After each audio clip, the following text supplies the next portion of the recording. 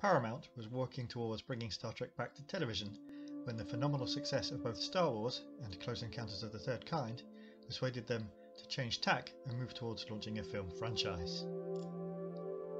Released in 1979, Star Trek the Motion Picture performed well at the box office, setting records for the highest opening weekend in North America at the time. Critical reception was mixed, and it remains one of the least favourite in the film series with fans today. The film undoubtedly has its faults, but could it be the film that most represents what the spirit of Star Trek was intended to be as a franchise? Set roughly 2 years after the end of the Enterprise's original 5-year mission, despite the 10-year gap since the TV series ended, the film follows the crew as they race to save Earth from an approaching alien force.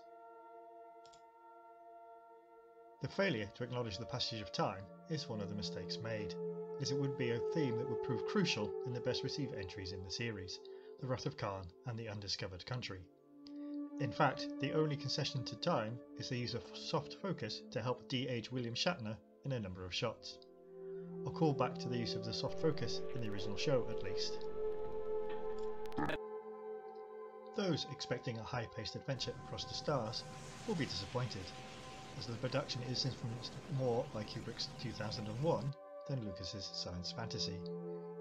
After a brief opening action sequence that introduces us to the new look Klingons and their new theme tune, facing off against a mysterious force, the pace of the film slows considerably. It takes nearly an hour before the Enterprise encounters what we learn is V'Ger. That time is taken to establish that space travel is dangerous in of itself, a theme broached a few times in the original series, with the ship shown as being at risk from fuel shortages, iron storms, and assorted power failures. This includes a genuinely horrific transporter accident resulting in the line, "What we got back didn't live long, thankfully." The Enterprise also encounters a somewhat psychedelic wormhole generated by a malfunctioning warp engine. In this film, space is dangerous in a way that it never really would be again during the series. In amongst this, we are reintroduced to the crew. Kirk has become an admiral, desperate to be back on the front line. Spock seemingly has been working to leave his human side behind, and Dr. McCoy meanwhile seems to have been living as a hermit. Added to the main cast are Commander Decker, who immediately comes across unsympathetically to the audience, being understandably angry from the moment we meet him that Kirk has usurped him as captain. There is also Alia, the exotic new navigator, who becomes the embodiment of V'Ger.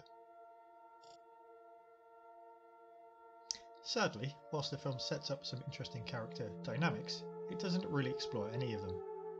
For example, the past relationship between Decker and Alia, which is critical to the third act of the picture, is not developed enough to really convince. Lengthy sequences, made up of basically the cast gazing in awe at the alien machine, are the main culprit for slowing down the film's pacing, but they also help make it the most Trek. Credit must be given to the design and effects work here. V'Ger does look impressive, it does look epic, awe-inspiring and alien. We get the feeling that this is the crew dealing with something that they have never seen before, something they can barely believe. This is the crew encountering new life. Only once more in the film series do we see the Enterprise crew encounter something totally unknown and alien, the probe in the voyage home. But then 90% of the film is time travel culture clash comedy.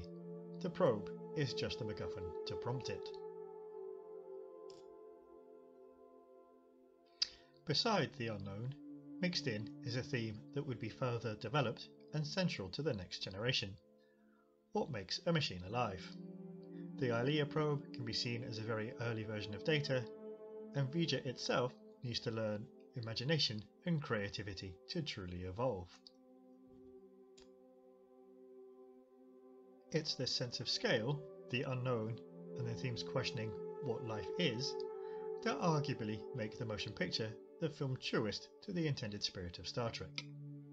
It's no coincidence that Gene Roddenberry's influence was at its strongest on this film, with him being effectively promoted out of the way for following installments, with others finding him increasingly difficult and frustrating to work with.